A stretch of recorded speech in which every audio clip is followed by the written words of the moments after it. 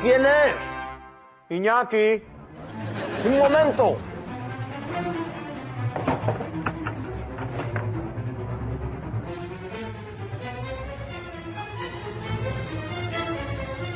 Adelante. Buenas.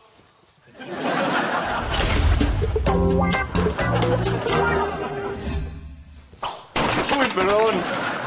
Ah, Iñaki, hace mucho tiempo que no venías a verme.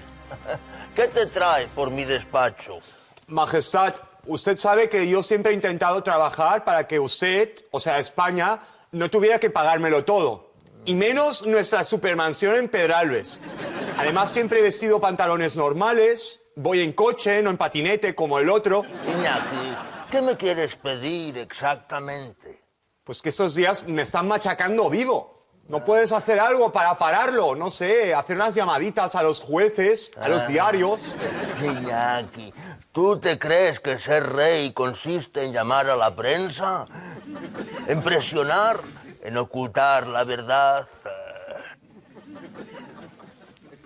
¿Ha cambiado algo y me lo he perdido? Iñaki, me decepcionas. Nosotros siempre te hemos tratado la mar de bien. Hemos visto partidos de voleibol juntos. Balonmano. Te hemos pagado el viaje a Washington. No, me alejasteis para que no os salpicara. Iñaki.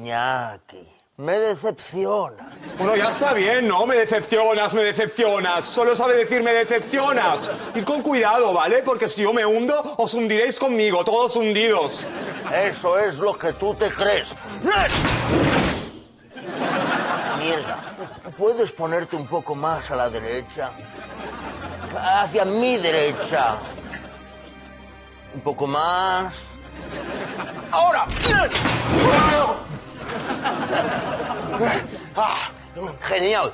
Por fin he podido sacarme esto de la boca. Y por fin puedo levantarme. La próxima vez te buscas a otra que haga de gato. Seguro que encontrarás alguna por aquí en la zarzuela. ¿Cómo? ¿Pero qué insinúas, Sofía? Que tengo una... Campamentos. ¿Pero dónde vas ahora? Campamentos. Tampoco puedo decir... Campamentos.